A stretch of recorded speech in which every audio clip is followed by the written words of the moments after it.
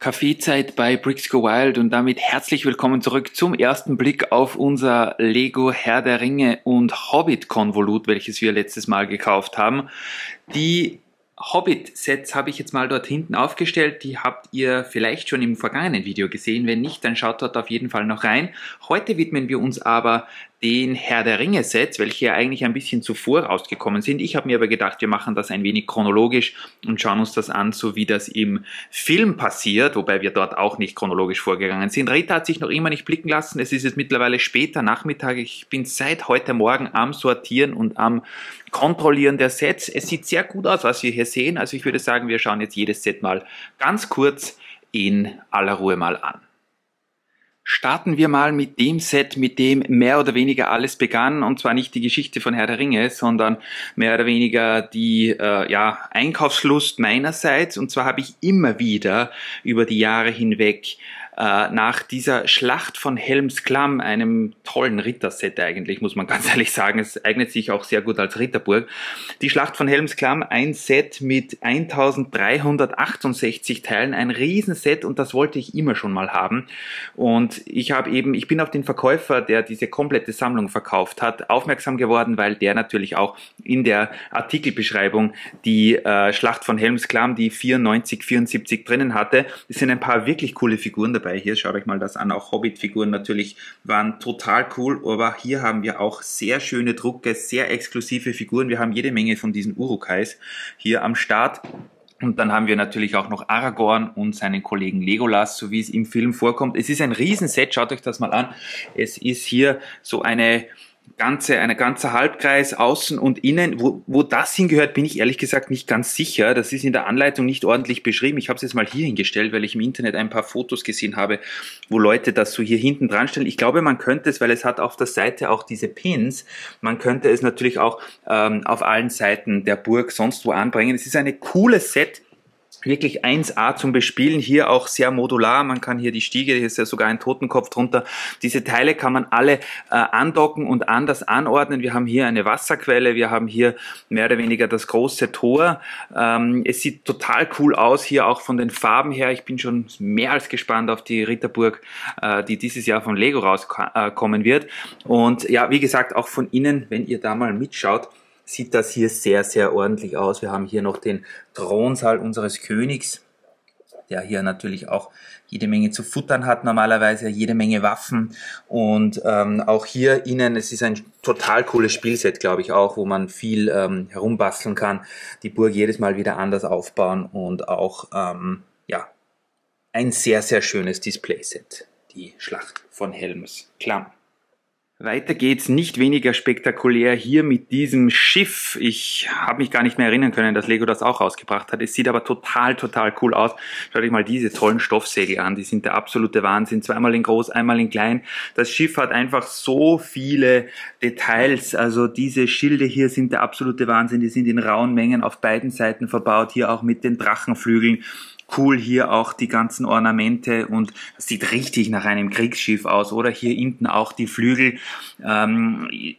Könnte fast auch als Piratenschiff durchgehen eigentlich, wenn man möchte. Also viele von euch sammeln ja Piratenschiffe, vielleicht schaut ihr euch das auch mal an. Es hat die Rumpfteile, wie man es auch aus den Piratenschiffen zum Teil kennt. Zwar nicht die ganz großen, sondern die ein bisschen niedrigeren, aber die sind auf jeden Fall total cool. Und es sind auch jede Menge geile Figuren dabei. Schaut euch mal diesen Typen hier an oder auch seinen König. Der eine hier ist sogar ein zweites Mal noch dabei. Jede Menge auch natürlich bekannte Gesichter aus den Filmen Legolas und Gimli und Co. Und wie gesagt, ich habe es euch im vergangenen Video schon erzählt, ich war mir zuerst nicht sicher wegen den Preisen, die dafür aufgerufen werden, aber es sind einfach Figuren und es sind einfach tolle Sachen, die bei diesen Sets hier vorkommen, die man in der Lego-Welt leider heutzutage nur mehr selten antrifft. Und ja, ich habe gesagt, das war eine jede Menge Geld. Ach, übrigens, so ein Katapult hier ist auch noch dabei. Wahrscheinlich dürfen nicht alle Typen eigentlich auf das Schiff, aber ich habe jetzt alle mal draufgesetzt, damit ich beim Zählen klarkomme. Es sind schon wirklich, wirklich coole Sets, und bis zu einem gewissen Grad kann ich den Preis bei manchen Sets sogar nachvollziehen. Hier kann man auch irgendwas machen, da gibt es so das Captain's Quarters ist hier noch drinnen mit einer Maus, oder ist das ein Gefängnis? Ich weiß es nicht. Warum er hier Brot in der Hand hat, weiß ich genau gesagt nicht. Das so ist auf dem auf der Anleitung sieht nicht unbedingt danach aus. Dann wird das Baguette wohl irgendwo anders dazugehören, aber macht nichts. Das werden wir sicher irgendwo noch rausfinden, wo das hingehört. Übrigens sind ein paar Teile übrig geblieben. Die hier sind übrig geblieben. Die hat der Verkäufer schon so in ein extra Tütchen reingegeben. Und dafür habe ich ein paar Teile, die mir momentan abgehen. Aber die werde ich sicher noch irgendwo finden, denn teilweise liegen die vom Transport hier, sind runtergefallen und liegen irgendwo in den Sets dann auch drinnen. Also die werden wir bestimmt demnächst mal finden. Das war jetzt mal das Schiff. Fangen wir mal ganz am Beginn der Herr der Ringe Filme an. Die Gefährten, das ist Gandalfs Ankunft. Mir fehlt nur momentan sein Hut. Ich weiß nicht, ob der noch irgendwo herumfliegt. Ich werde es euch wissen lassen, ob ich den noch auftreiben kann. Ansonsten werde ich den irgendwo mal bestellen. Das ist ja die Anfangsszene, wo er mit der Kutsche reinkommt. Hier auf jeden Fall auch cool. Frodo mit dabei mit seinem sandgrünen Oberteil, und Gandalf hat jede Menge Proviant, er hat Raketen mit dabei, Buch, ich weiß nicht, das Buch ist zweimal hier drinnen gewesen, ob das nicht einmal noch in ein anderes Set dazu kommt. Wie gesagt, ich bin seit Stunden dabei, hier alles zu komplettieren, aber sieht ganz gut aus, aber das ein oder andere Set ist leider noch nicht ganz komplett. Das ist auf jeden Fall die Kutsche. Und was ich euch auch noch nicht gezeigt habe, was ich euch eigentlich beim letzten Video noch zeigen wollte, es sind auch die Anleitungen sehr cool gemacht. Wie gesagt, die sind über 10 Jahre alt teilweise.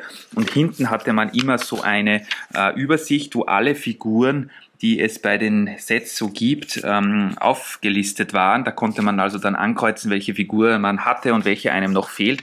Und das ist jetzt hier nicht, aber teilweise waren dann auch schon Vorschauen zu dem Lego Herr der Ringe Computerspiel dabei, oder sogar bei den späteren Lego Herr der Ringe Sets waren auch schon Vorschauen auf kommende Hobbit-Sets. Vielleicht finde ich das noch. Als nächstes haben wir auch ein kleines, aber feines Set. Es ist das Zauberer-Battle, geführt von Gandalf und Saruman. Man kann Saruman übrigens hier so von seinem Thron runterschmeißen. Total cool, weil ich diese, keine Ahnung was das sind, Wahrsagerkugeln hier liebe. Die sind zweimal in Gelb dabei und einmal, oder gelb transparent und einmal in durchsichtig. Und hier ist ja auch das Auge drin. Ich meine, ich weiß ja nicht, aber das ist schon mega cool hier eigentlich. Dieses Auge, und ja auch er natürlich. Ich meine, alleine sein Bart, sowas gibt es heute leider nicht mehr bei Lego. Und ja, total schöne Figur, wird auch ziemlich teuer gehandelt teilweise. Ein schönes kleines Set. Zu Gast bei den Elben. Wir haben hier Frodo, wir haben hier Arwen, wir haben hier Gimli und wir haben hier Elrond, wenn ihr den sehen könnt. Der ist auch übrigens bei einem Polybag dabei.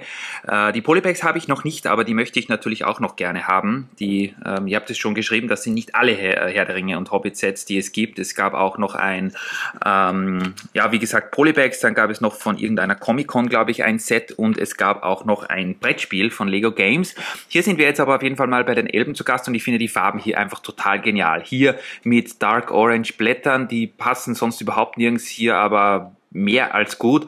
Und auch hier dieses Gebäude oder mehr oder weniger diese Fassade sieht einfach total schön aus. Und ich erinnere mich gerade zurück, als ich den Film jetzt vor kurzem wieder gesehen habe. Das hat einfach von der Farbgebung und von der Kulisse her genauso ausgesehen. Es sind auch die Anleitungen und die Schachtel, wie gesagt, die OVPs habe ich leider nicht mehr, aber die sehen einfach genau so aus.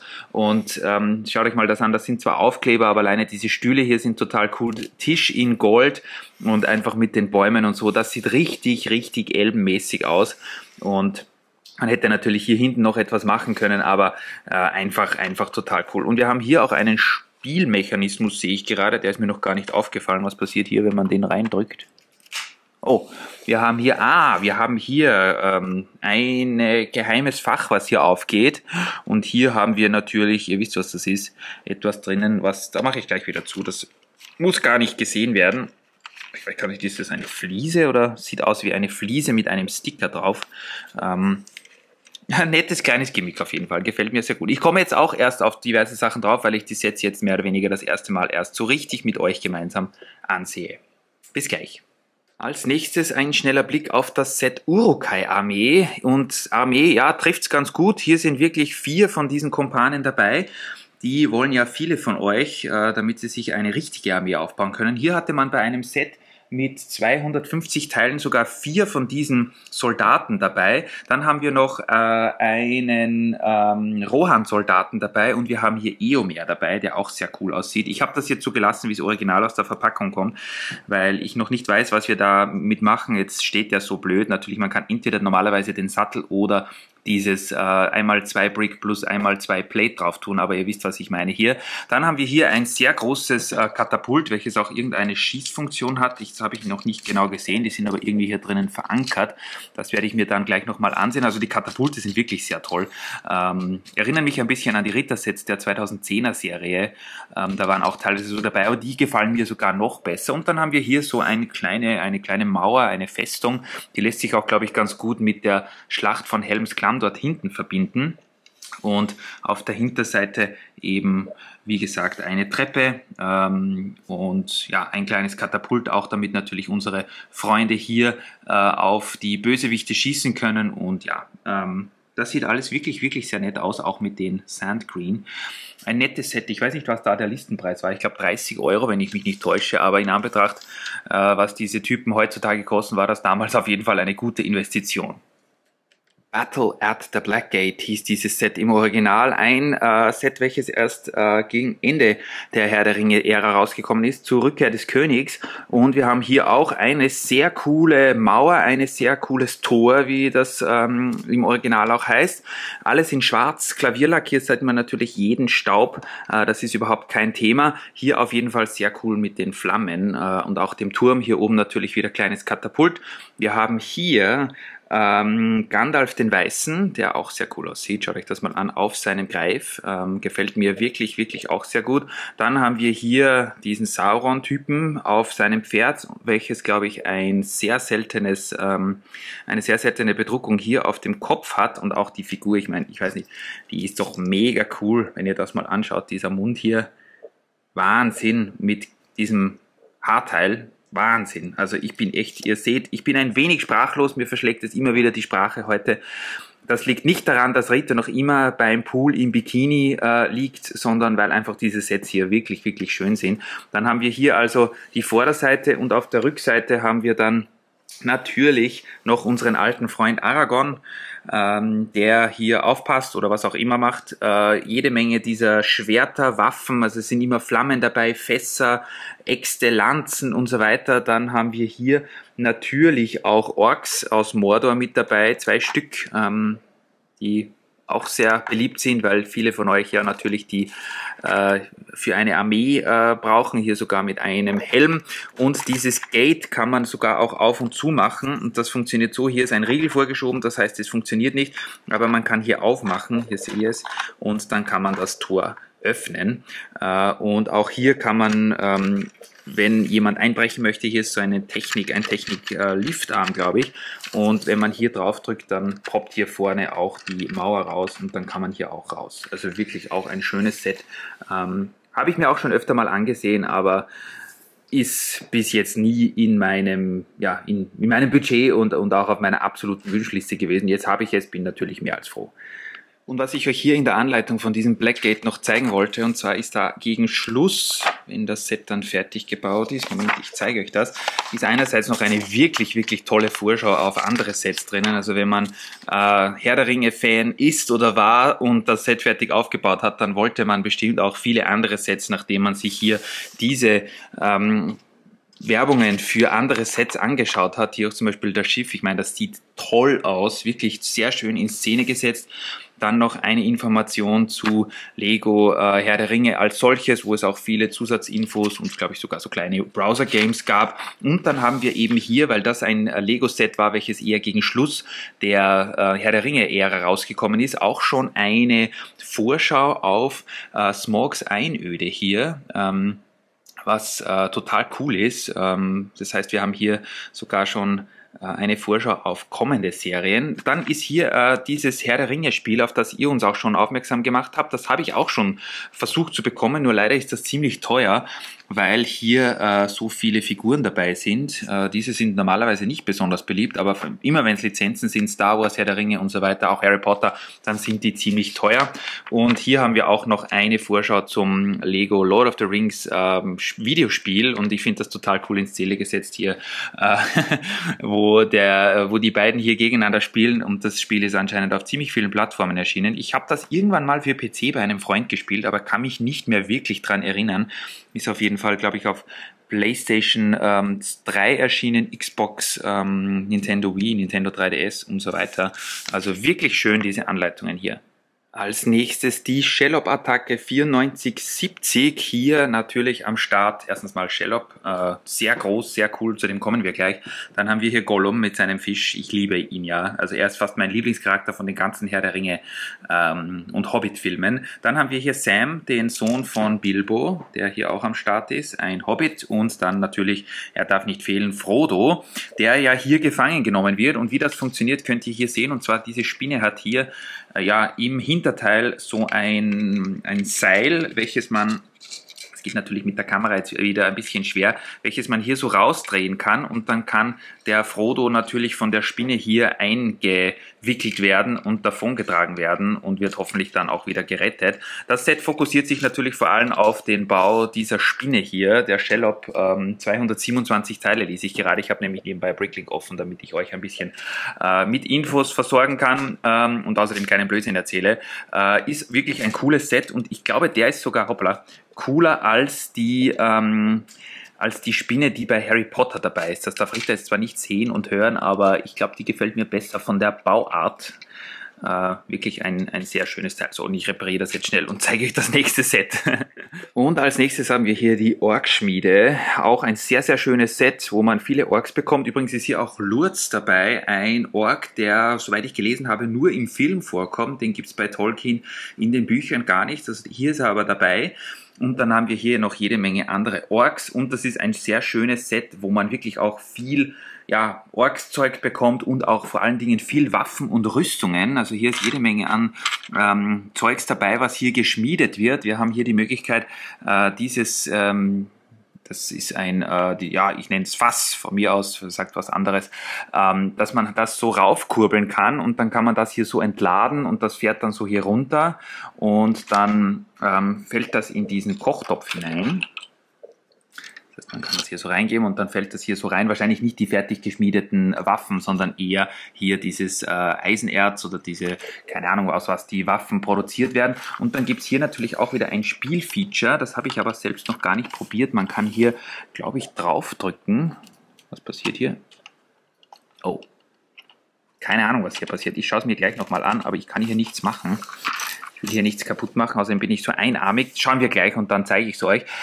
Und dann gibt es hier so einen Brenner, wo dann diese Sachen hier reinkommen und dann hier zu Waffen gemacht werden. Und hier ist auch noch ein zusätzliches, so ein Schmiedebad, wahrscheinlich mit Feuer hier unten drauf. Ich wusste zuerst nicht, wo das hingehört, aber das gehört in der Tat zu diesem Set hier.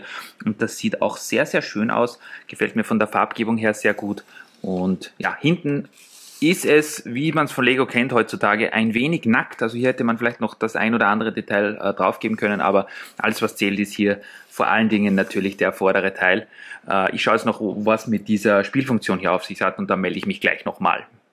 Kurz ohne Kamera mit zwei Händen geschaut, dann habe ich es gesehen.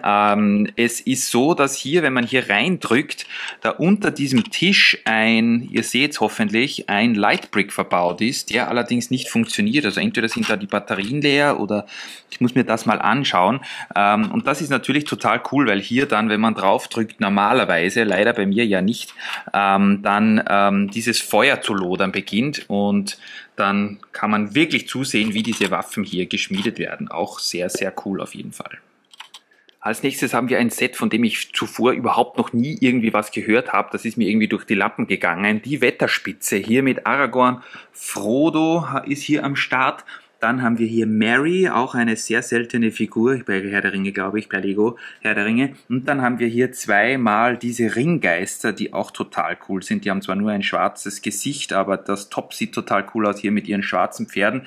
Was dieses Set genau soll, bin ich mir jetzt überhaupt nicht sicher momentan. Man hat hier diese Treppe, man kann hier rauf, hier wird gekocht und oben scheint irgendeine Art Schlacht vonstatten zu gehen. Man kann hier auch die Falltüre ziehen, damit ein Stockwerk tiefer geht. Was mir auf jeden Fall bei den Herr der Ringen und auch Hobbit-Sets total gut gefällt, ist, dass hier einfach nicht an Details gespart wird.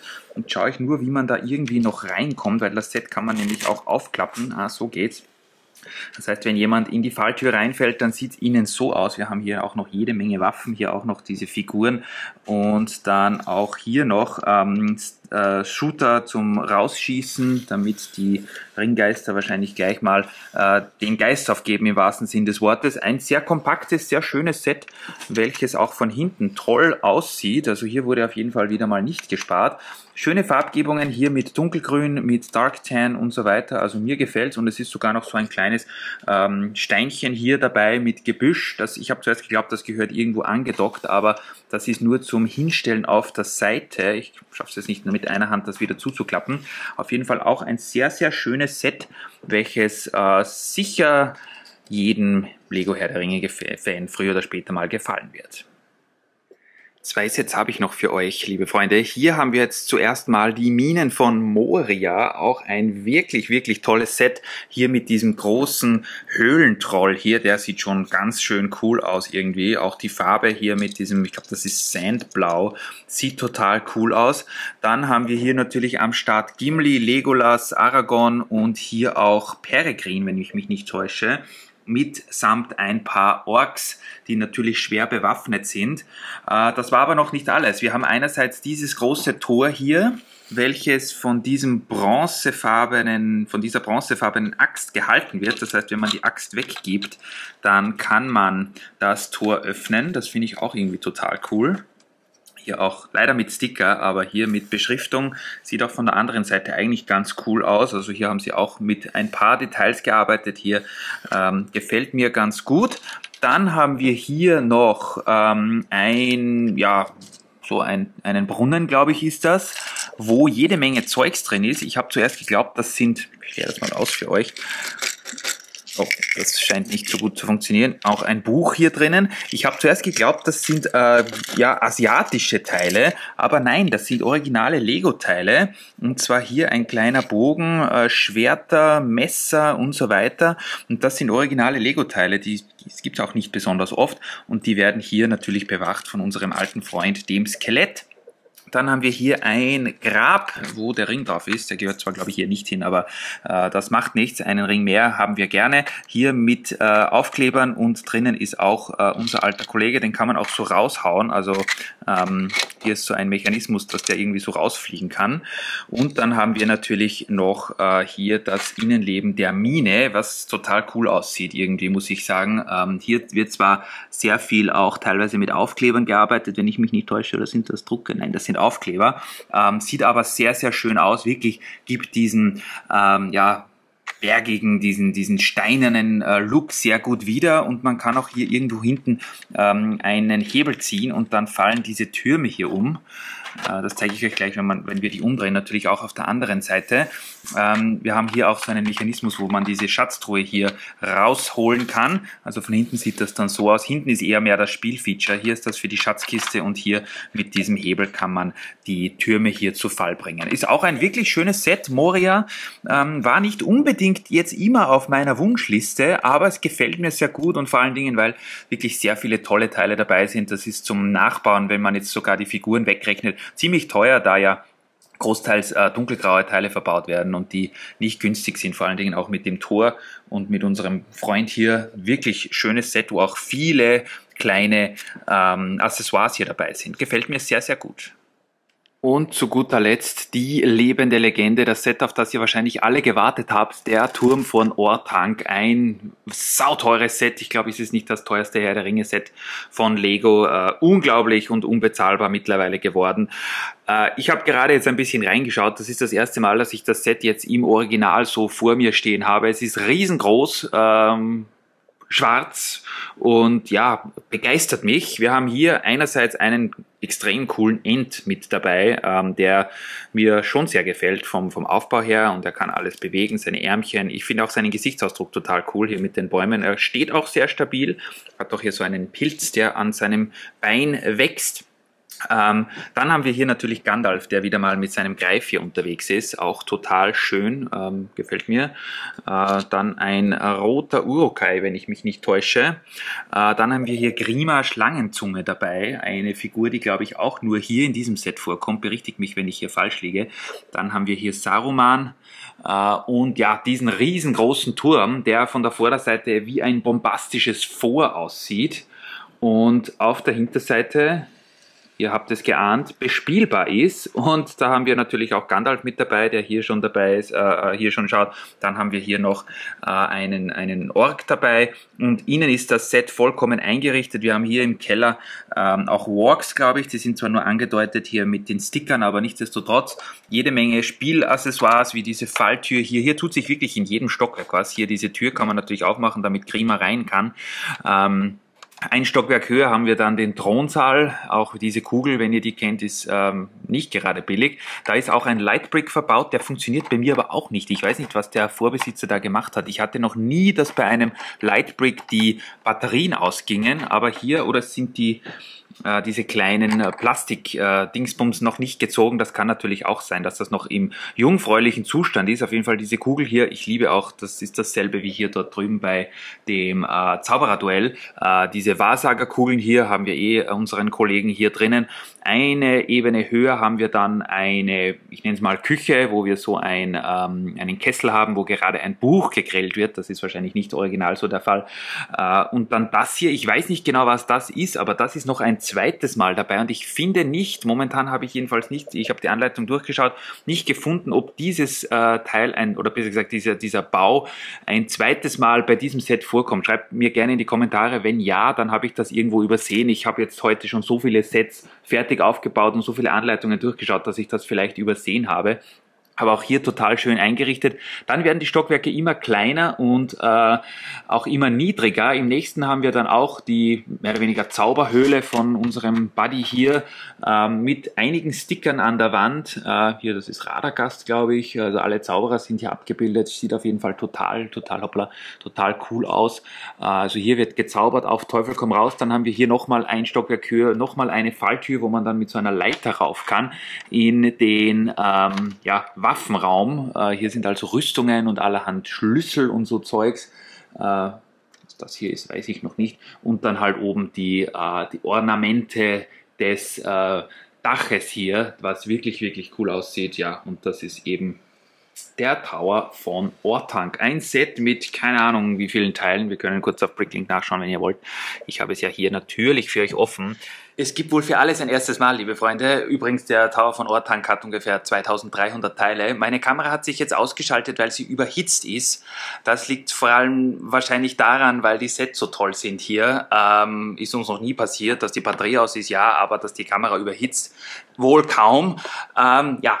Wir sind sowieso am Ende, das waren die Herr der Ringe Sets, so wie sie jetzt mal hier stehen. Es gibt bei dem einen oder anderen Set noch die Kleinigkeiten, die ich machen muss.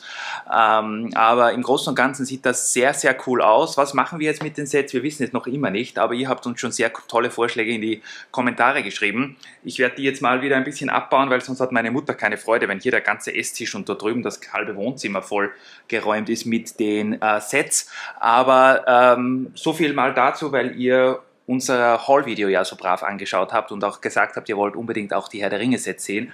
Das ist mal der erste Blick. Rita hat von dem Ganzen noch immer nichts mitbekommen. Ich werde ihr jetzt mal, natürlich hat sie schon gesehen, dass wir die Sets gekauft haben, aber die Sets so in ihrer gesamten Pracht hat sie hier noch nicht stehen sehen und ich werde sie jetzt mal holen und ihr die zeigen und wir schauen dann mal in aller Ruhe, was wir damit machen. Ich werde jetzt noch das eine oder andere ein bisschen vervollständigen und dann melden wir uns bald wieder. Danke auf jeden Fall fürs Einschalten. Meldet euch, wenn ich irgendeinen Blödsinn erzählt habe oder was euer Lieblings-Herr der Ringe Lego-Set war. Vielleicht habt ihr ja auch ein paar Sets. Wir sind noch immer auf der Suche nach den Polybags. Vielleicht finden wir die nochmal irgendwo.